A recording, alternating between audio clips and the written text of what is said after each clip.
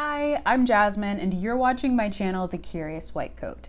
I'm going to be graduating from medical school this April, and I wanted to talk about something that's probably the most important part of your final year of medical school, if not the entirety of your time in medical school, and that is the residency match process and how to do your best in it.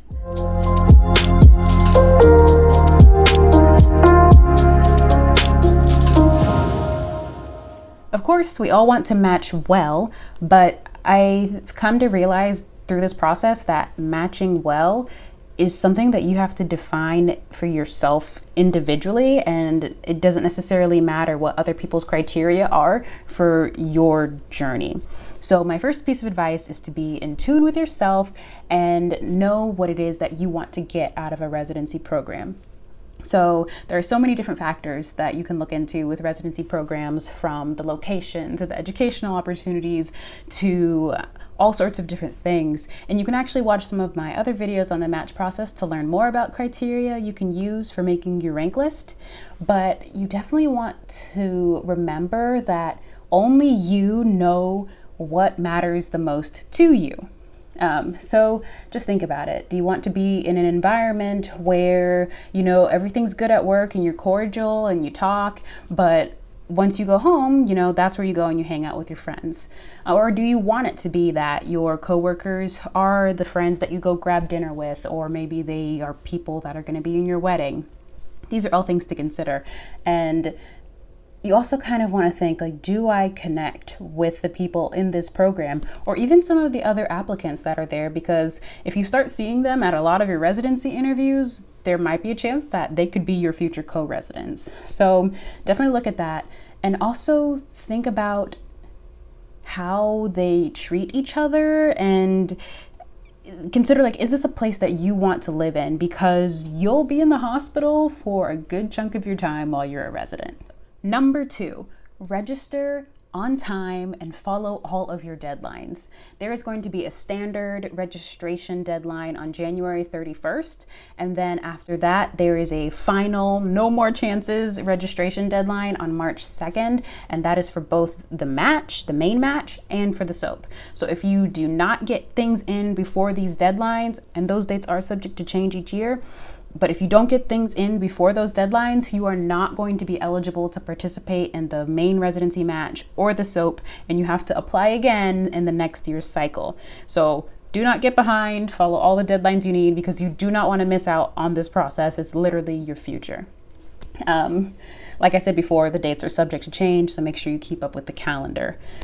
Your school also has to verify you as eligible in this process, so you may want to check in on them if it's kind of getting down to the wire and you've noticed that your status hasn't been verified or anything yet. Just reach out to your school, make sure that you weren't forgotten or anything crazy like that. Also, as you go through the interview process, make sure that you're replying to any offers or invitations to interview within a timely manner. You want to make sure that you're checking your email regularly so that you can accept or decline on time, and that way you're not missing out on any opportunities. And you can also continue to refine your list of programs. You can only rank programs that you interview at. So when that interview comes, make sure that you put your best foot forward. There are certain general interview questions that you're going to be asked, so please do not go into an interview without having at least looked these over. Make sure that you practice, get some mock interviews in, either through your school or with some friends, or however you want to get it done. I did one through this session that an institution was having, so that was pretty helpful. But you want to make sure that you know your CV and your application like the back of your hand, because any and everything in there is fair game, from your hobbies to your research to the contents of your dean's letter. So make sure that you've reviewed those, because if there's something that's amazing in there, or if there's something that's maybe not so flattering, you might have to be prepared to talk about it. And also, as you're going through these interviews, make sure that you're true to yourself. Don't pretend to be someone you're not, because can you imagine getting into a program and living this facade of a person for the next 3 to 7 years? Residency is hard enough as it is. To add that on top of it would just be misery. And also, people can smell fake, so just be real. If you are overly enthusiastic or just super peppy in a way that's not you, I think people can tell. And in the same way, like if you're having a bad day and that kind of shows on your face and through your tone, people are going to be able to sniff that out too. The residency interview process runs from September to February. So in that time span, you're going to be seeing a lot of new faces and meeting a lot of new people and talking to different people. If you have a stellar memory, you can go ahead and skip this. But if you tend to forget things, you're going to want to make sure that you take notes about the different interactions that you have with programs, from the interview day to the open house, maybe some interactions that you had otherwise, the meet and greet. You're going to want to take note of what happened.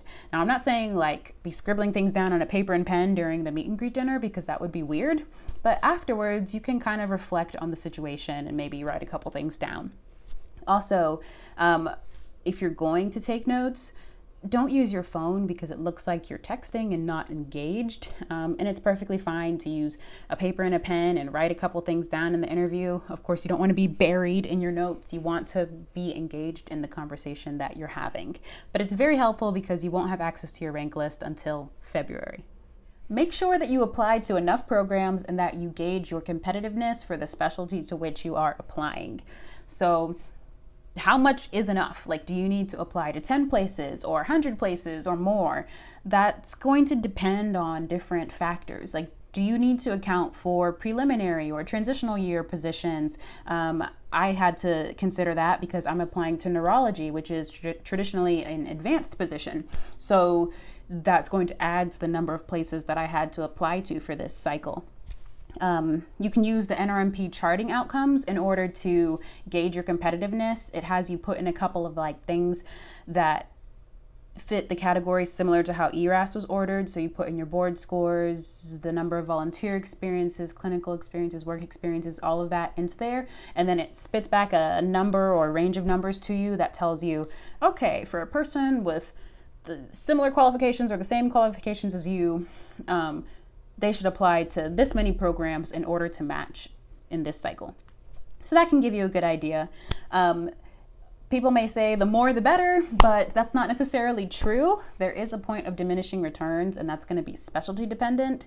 If you're applying to a place that's more, to a specialty that is more competitive, that means like having more applicants, way more applicants than there are positions, then you may need to extend your rank list and make it longer than someone who's going to be applying in a less competitive specialty and maybe only needs like 10 to 15 places on their rank list.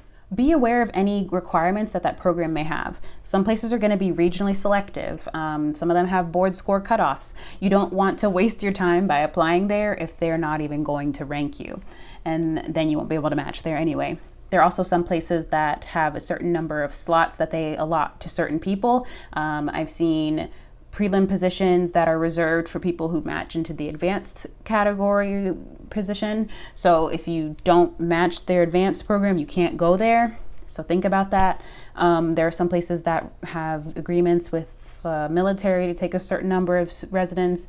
And then there are some places that have agreements to take a certain number of medical students from an area. So just be aware that these things when you're trying to figure out your rank list. And also, if you are an IMG, make sure that you have all of your visa stuff together and that you are able to be licensed in that state, because that can affect whether or not a program will accept you too. Start planning your residency rank list from day one. So from the very first interview that I had, I was already creating a working rank list that I adjusted as I went to different interviews. You can consider doing this too. So when you have your first interview, put it in that number one slot on that rank list, wherever you want to put it, and then start to move things up or down on the list. Maybe put certain programs above or below based on how you felt about that program. I found it to be super helpful so that when the time February came, I kind of had tiers of where I wanted certain places to be, and I just had to kind of fill in a couple more blanks, but it made it a lot easier for me in the end. Also, when you are ranking programs, rank based on what your preferences are. Put your favorites at the top and put the places that you maybe aren't as enthusiastic about closer to the bottom. The number one slot should be the place that you want to go to the most. The algorithm is supposed to favor the applicant's preferences, so you want to make sure that your rank list reflects what your preferences are. If it seems like a place is a reach and you don't think that they're going to rank you very highly, that doesn't mean that you should put this place at the bottom of your list, because again, the algorithm is going to favor what you want. So if you put this place higher up on your list, you're increasing your chances of being able to match there. That is it for this video. It's been an interesting process so far. We'll see how things go on March 18th. If you have any questions for me, feel free to put them in the comments below. Don't forget to subscribe to my channel so that you can see more of my videos that are coming up next. Thank you so much for watching, and good luck on your match day.